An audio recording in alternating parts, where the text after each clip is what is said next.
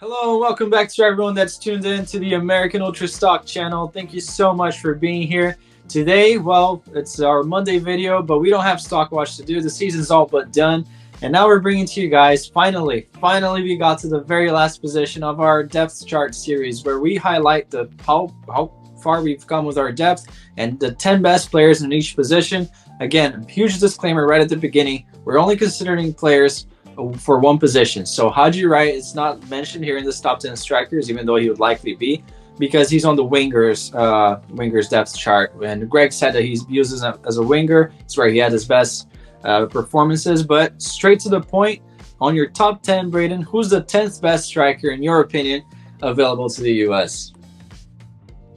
Yeah, so at number 10, I have a player who is Olympic eligible, but probably won't be with the Olympic team just because he isn't good enough. You'll see later down the list, there's some other Olympic eligible players that have him beat, but it's going to be Kava Zahir Islam, the most impossible name to pronounce in our entire player pool, the Iranian dual national playing for St. Truden over in Belgium. And I think, considering that this is his first professional season coming out of Yale, is incredibly impressive how he's done.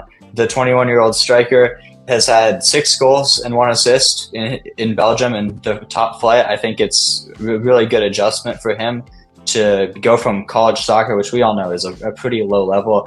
But I think, to be honest, he was probably just at Yale for the schooling. We know it's one of the top colleges in America, even in the world, but he decided to stick with soccer, make the move abroad. Huge props to him for doing that, and it looks like so far it's worked out at least a little bit. He's been in and out of the starting lineup, but has played a pretty consistent role in the team as a starter some games, key player off the bench in others. And I think, all things considered, he has a very successful first season, but just enough to get into the top 10. All right, and now moving on to my 10th place right here. Just like you said you mentioned Yale and the schooling and the fact that he has a good degree, I debated putting Daryl Dike here, but I think that he might be a guy that might be using his degree sometime soon because he keeps getting injured. So even though I like Dike, he would be my top 10 if he was fit, but I have kind of lost hope. So I'm moving to a crazy take right here. Lorenzo D'Agostini, the Italian-American that plays for the Lazio Primavera, might be a crazy shout right here. He also got injured and had his season hampered by injuries. But this is my wildest take on any of these depth charts, because when I saw him playing for Primavera, I thought he was a great player. Immensely good. I thought he was really good. Really rate the way that he plays, the movement. The Lazio Primavera sucks, in my opinion, but he did really well there.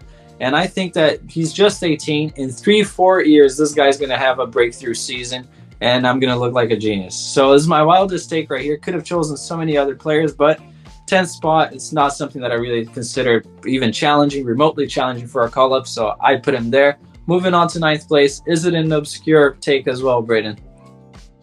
Wow, that is bold. I respect it, but considering that there's probably at least 5 other U19 eligible strikers that are ahead of him, at least in terms of the USSF pecking order, I did not expect someone like D'Agostini to be in the top 10, but I respect the shout. If he becomes a class player in the future, you heard it here first.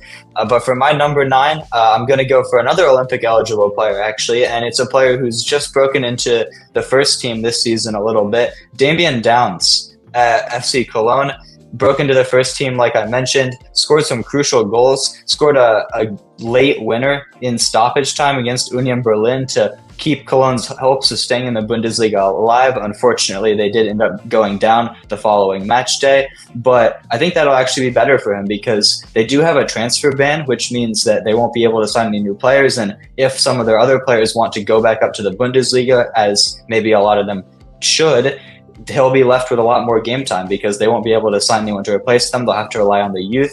And I think he's proven this season so far with his 2 goals in very limited minutes, especially that clutch one that I mentioned, that he can be a reliable option. I think in the second Bundesliga, he could be a decent player for them. So I'm going to have him here at 9. I don't think he's played enough, albeit at a higher level than some of the other guys, to warrant consideration for the Olympic team. I see a lot of people have said maybe he deserves consideration, but I think considering the fact that we're probably going to bring an overage striker, he doesn't really fit the criteria to be the one underage one. I don't think he's proven enough, but still a promising talent in a Bundesliga club this season, and he definitely has a bright future. This is crazy. I also have him at 9th. I thought maybe it'd be an unorthodox pick, but he's playing at a good level. Very limited size, limited sample to analyze him, but I also think that he's a player that definitely should have gotten a look. If Johan Gomez, no disrespect, he's a good player doing his thing as well there. If Johan Gomez got call-ups, I think that Downs could have been in a shout as well for that. But yeah, I don't think that the Olympic roster is anything he's aiming for, but next season could be a breakthrough for the reasons that you mentioned. Now moving up to the 8th spot, do you have another Olympic player as well? It's interesting that you mentioned Johan Gomez because I actually left him off in my top 10.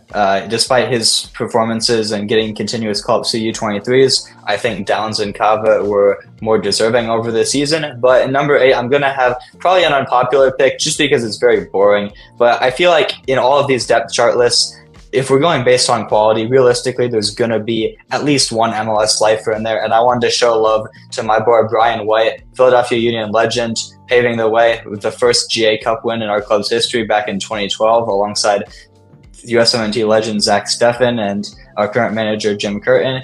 And I think you can't really ignore what he's doing with Vancouver Whitecaps. Last year, 20 goals in all competitions. This year, he's gotten off to a good start with 5 goals and 3 assists already in all comps. I think he's just probably the top performing American striker in MLS, and he gets overlooked. Only got his first USMNT cap in Camp Cupcake back in January. A lot of the hype goes to players like Jesus Ferreira, who will not be on my list because I did have him in the CAMS list. Maybe Yuri will have him, but players like that get, I think, a lot more hype. Brandon Vasquez when he was in the league, when truthfully Brian White is putting up just as good numbers as all of them. So I think he deserves a shout. If we're going on talent, he definitely deserves to be here. If we're going on potential, maybe not, but I think you got to give some love to at least one MLS lifer who's been consistent over the past couple seasons. So I've got Brian White in at number 8. That's completely fair. If we're going judging off who would play for the USMNT tomorrow, if all the guys above got injured, I think that's a fair take. My pick right here, it's going to be, you already mentioned him. Let me have my best try at his name. Kaveh Zahirolazlam. I don't know if that's good enough or not. Anyways, it's like a Wi-Fi password, but he did really well in Belgium. I thought that, especially jumping from college soccer, USL 2, which we know it's a very low level, it's just to stay fit for the college season, making the jump for St. Truden and playing really well. Had a really good first half of the season. Second half, I'll be honest, there were some games that he did look a little bit off. But he has a really good athleticism. He's not strong enough, in my opinion, to play the type of role that he should play with the qualities that he has. But definitely something to look forward to in the future. Also another player that I'm a little bit puzzled as to why we didn't attempt to call him up for the Olympic camps. Just give him a shot with the camps, honestly. I thought it wouldn't hurt. But yeah, he's going to be 8th in my depth chart now. Moving to the 7th spot, getting a little bit more serious. Going to number 7, I'm going to go with another MLS player, although I hope so much that he won't be an MLS lifer. Duncan Maguire, our de facto striker for the U23s over the duration of the cycle, really. Like I mentioned, we are probably going to call in an overage guy to start, but Maguire seems to be the out-and-out favorite as the underage player to get the backup spot and the second striker spot. Last year, burst onto the scene his first year with Orlando out of college, and he completely took the world by storm. 15 goals and 3 assists in all competitions for Orlando. An incredible performance from someone who, like I said, kind of like Kava, was just playing college soccer. We know how low of a level that is. He came into the MLS and adjusted seamlessly. And this year, despite a lot of controversies with his transfer to Blackburn that fell through a couple of times, and they brought in a new supposedly star striker, Luis Muriel from Serie A, Maguire is still performing. He's still got 6 goals to start the year and has been rewarded since with not only the U23 call-ups, but also the call-up to Camp Cupcake. Back in January, got his first USMNT cap, maybe first of many, who knows? There's a lot of players ahead of him. As you can see, I have him at number 7 here. But I do think that he's going to be an important factor in the Olympics because we all know with an 18-man roster, every single player who makes it is going to be relied on to perform at some point in the competition. So hopefully he can perform when his number is called, and I've got him at number 7, and hopefully he can make the move to Europe and even try to jump higher up the list. I also have Maguire there at 7th for very similar reasons. I have him ahead of Kava. That was probably the one that I was thinking about switching perhaps, but I think that he would do well in Belgium. He would do a lot better in Belgium than Kava has done. Just a little bit skeptical over his future after his interview where he said that he's happy at Orlando. It would take a lot of money for him to move to England again. A little bit skeptical there. I hope that he does make the jump over there, and he's a guy that I would rely. I think that did play, it was a little bit underwhelming against France, which was the best sample that we had, best preparation, but still a very, very good guy. Honestly, super consistent in the MLS, and it's very impressive the jump that he has made. Kind of a household name already in the league, and with only 2 seasons. So props to him. Moving on to 6th spot, a lot closer to the top 5. Who is it, Braden? So you mentioned one of these players, and I'm going to kind of cheat here. I'm going to use number 6 as a what-if spot. You mentioned Daryl DK earlier. You said he would have made your list if he was fit. I'm going to use Daryl DK alongside another player for my what-if spot because I think both of these players, interestingly enough, would fall in the number 6 if they were both playing for the USMNT. Daryl DK, we know his injury issues, but he's basically Duncan Maguire before Duncan Maguire. A very physical Orlando City striker out of college, but he's made the move to Europe already, to the championship where Maguire will probably be heading. He's basically just a couple steps ahead of Maguire, but unfortunately he does have the injuries. Hopefully Duncan stays injury free. But I do think in terms of quality, he would be around 6. And then the other one is an interesting one who is kind of USMNT eligible. It would be interesting to see if push came to shove, whether he would be allowed or not. Christopher Ramos from Cadiz, the Spanish dual national. He does have an American father, although he has said in interviews that his father was unfortunately not part of his life. So it would be probably a bit of a battle to confirm his American connection, at least in terms of FIFA and to USSF. But I do think if all of that was cleared up and he was able to play for the USMNT, the level he's shown in Cadiz, 5 goals and an assist in La Liga this season, I think he's around that DK level. He's around the number 6 spot. Better than players like Maguire, who have only been performing in MLS, but worse than the top 5 that you'll see. So I've got those 2 at number 6. And he's a relatively fast guy for such a, what is he, like 6'4"? He's really, really tall. And for a club that didn't really produce anything in terms of a firing power, he definitely did well there. So interesting shout for sure. My pick's going to be, well, PFOC. PFOC has been around for a while. I feel a little bit bad for him because there was a point that he was a real option for the number 9, but now with the honestly how so many players emerged for this position is incredible, really, and he has fallen down the pecking order in my opinion. Solid player. The fact that we have this guy is not even really considered for the A team at the moment, a backup of a backup of a backup, shows how far we've come. And honestly, no disrespect to PFOC, I'm only choosing him here because I think that our quality, our floor of talent and ceiling has risen, so I have him over there. Now moving on to the top 5. At number 5, it's a perfect transition because I have Jordan PFOC, and I think there's going to be a one player that I had in a different spot that might track your top 5, which is why there's a slight disparity here. But like you mentioned, I think he's not a bad player. It's not a slight on him at all. 10 goal contributions in all competitions this season at Borussia Mönchengladbach. Overall, a decently successful season, although it was plagued by injuries, and because of that, Gladbach decided to not activate their buy option, so he'll be going back to Union Berlin, probably looking for another move, maybe to a newly promoted club, something like that, where he can maybe be a star striker. We'll see what the future holds for him, but he's a very reliable. I think he's going to be like a journeyman striker. We see it in every top 5 league, really.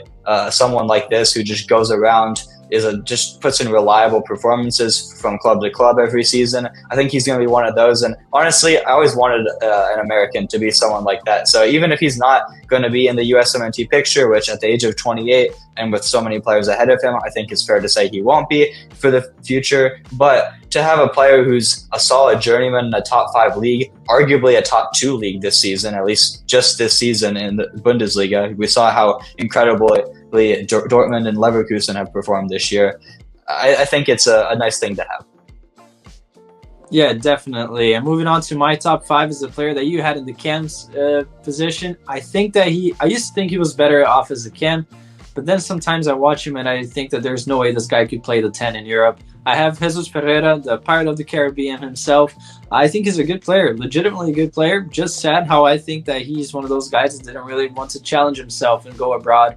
I don't know if he's been priced out of a move by Dallas. Really don't know, because I think he's the first homegrown to become a DP. But I think it's tough to have him any higher in this list. I still rate him very consistent against these CONCACAF opposition. Not having the best of seasons, but he's really solid as a player. I think that he's below the other guys. Having him ahead of P-Fox is a little bit crazy, to be honest. I'm rethinking that, but it is what it is, and I have him in 5th spot, so the Pirate cracks my top 5. Now moving on to the 4th position, Braden. At the end of the day, you can never take away his 15 goals and 4 assists in a USMNT shirt, and that's something that PFOC will never achieve, so I don't think it's that crazy of a take, especially considering that Pereira's, 5 years younger? But cracking into my top 5, my top 4, actually, I think it's going to be the same players you have at number 4. Brandon Vasquez, I mentioned him a little earlier, player who basically outgrew MLS in one good season, which is kind of crazy, but he, instead of moving to Europe like he was mentioned, and actually I think Gladbach was his primary destination, it ended up not working out because Cincy were too stubborn and didn't sell him when Gladbach wanted him, and ultimately they ended up getting PFOC for that spot, which was, I think, an interesting turn of events. But Vasquez now going to Monterrey, who, it has to be said, have underwhelmed a little bit, especially in CONCACAF Champions Cup. I know selfishly I was rooting for them to win the whole thing, but I think on paper, if you look at their squad, they have the talent to win that, to challenge for Liga MX, and I think overall it's just been a disappointing part of the season since he joined them, but that's no fault of his own. He's got 10 goals in all competitions now, 6 in Liga MX and 4 in the CONCACAF Champions Cup since he joined them. He initially lit them on fire.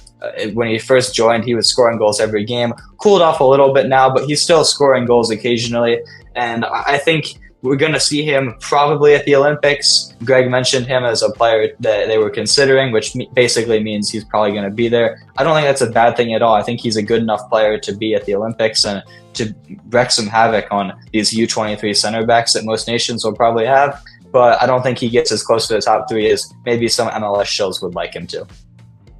Absolutely. Again, same reasons. I'm just going to mention a point that was brought up by one of you guys, one of the subscribers, that he never got to play with the 18.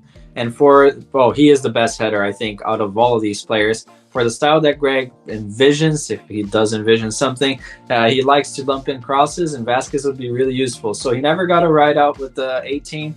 And honestly, that move to Mönchengladbach should have happened, because now he's kind of stalled, especially with how underwhelming Monterrey has been. It's a sad turn of events, but he's going to stay at the Rayados for quite a while, in my opinion. So he's never going to have a chance of cracking the top 3, which I think everybody knows. And moving on to your top 3, a bit of a different one right here. It could be any of them, maybe. So who do you have in 3rd spot, Braden? Yeah, like you said, I think all the top 3, we all know who the 3 players are. It's just a question of the order. And I think you can legitimately make an argument for any of these 3 players to be number 1, number 2, or number 3. But we've touched on this in past videos as well. For number 3, I'm going to have Ricardo Pepi, just due to his inconsistencies this season. And not inconsistencies in terms of his output, in terms of the minutes he's been getting. Like we've mentioned so many times, whenever he is called on for club or country, he's so reliable. But especially for PSV this season, that has been increasingly sporadically, just because of Luuk de Jong's incredible season. He seems to not age, but still 9 goals and 3 assists, including that crucial one against Sevilla in the Champions League to clinch their spot in the round of 16 this season. It's still a successful season metrics-wise for Pepi. It's just, he already said it with his agent. He wants more minutes next year. Hopefully he'll get more minutes next year, as Luuk de Jong will eventually have to be phased out. He's still the striker for PSV's future. It's just unfortunate that right now they have one of the best strikers in the league ahead of him. But I still think he has an extremely bright future. And once he does become the official starter for PSV, once de Jong is out, I think he'll immediately go back up the list. But for now, just due to the form of some of the other guys, I'm going to have him at number 3. Fair, completely fair arguments. Like you said, it could be any of them. And I'm going to make my argument for Balogun in 3rd. Maybe some people think, I know that a lot of people rate him a lot, but I'm just going to say, I don't want to sound too harsh, but the most sugar-coated player that we have. I mean, I've never seen people sugarcoat bad performances so much. They will look at the stats. They'll see that last assist that he got in the season and say, oh, he got an assist to Ben Yedder, counted as a big chance missed as well. Watch him play. I think a lot of people didn't really watch Balogun play this year. I think he's a good player, really good player, has the quality right there to play in a team that plays counter-attacking style. I think that he can thrive off the run of the shoulder of the last defender. Really good in transition, but the dribbling is really something that I think that he does it too excessively at some point. Playing with the US, the little flicks, holding off the ball, and that brings me to my main argument. I think for the USMNT, I'm just still, maybe it's just me, just a personal preference. I'm still very skeptical of a player that held out on call-ups in the past, allegedly. We don't really know. But then he also said that he wished he had done it sooner. So it leads me to believe that he did, in fact, hold out on call-ups for us, had that hope to play for England someday. And he has had some bad misses against Trinidad and Tobago in the Nations League in the first game. He only had one really good performance, in my opinion, which was against Canada. The one against Ghana, take it for what you will. It was an easy game. And I legitimately think if you put Ricardo Pepi at that Monaco side, he would have established himself being way more clutch than Balogun. So hot take right there, but we had all the hype because he was the last dual national group that we recruited, a high-profile one, but I see him in third spot. Moving on to the second best striker that you have, Braden. Who is it? That's interesting to see Balogun at third, especially considering he'll probably be the starter at Copa America.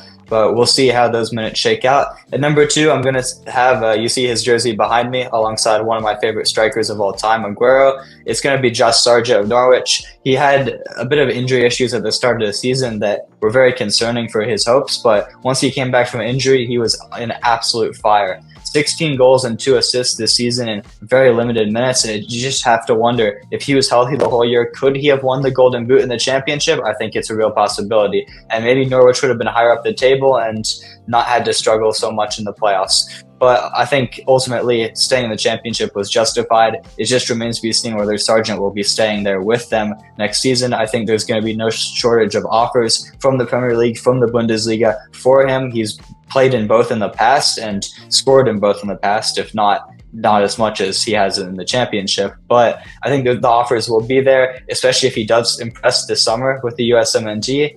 And like I said, he's just been playing so consistently. He plays the full 90. He's one of the most crucial players in Norwich's team, scores so many goals. He's such a reliable player. And just due to that, I do have him ahead of Pepi for now, but I think it's pretty clear that Pepi has a much higher ceiling. Yeah, that's fair. And it's interesting because we're going to have a completely different top three, because I have Ricardo Pepi in second spot. Again, huge fan of Pepi. I think that people overlook how good his technical abilities are. Kind of similar to Brendan Aaronson's situation, where people see one part of his game where the output is really good.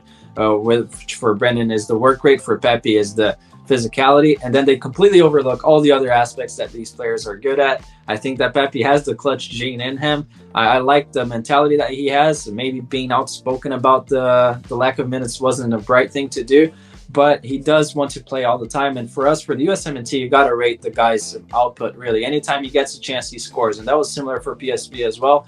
Really high moments. It's fair to say he's had the biggest highlight of any of these players in the top three so far in the career, sending his club to the round of 16. And I think that perhaps he suits our system better than Balogun as well, which is a reason why I put him ahead of Balogun. Even if I don't think that player for player, he's quite better than him, I have him in second. Moving on to your top spot, Braden. I think it's clear that my top spot is going to be following Balogun, because that's the only player left. But I think your arguments were fair, but as a counter, I'm just going to say it. Balogun's season last year with Stade de Reims is the best probably season we've seen from a USMNT striker ever. Not just out of these current players.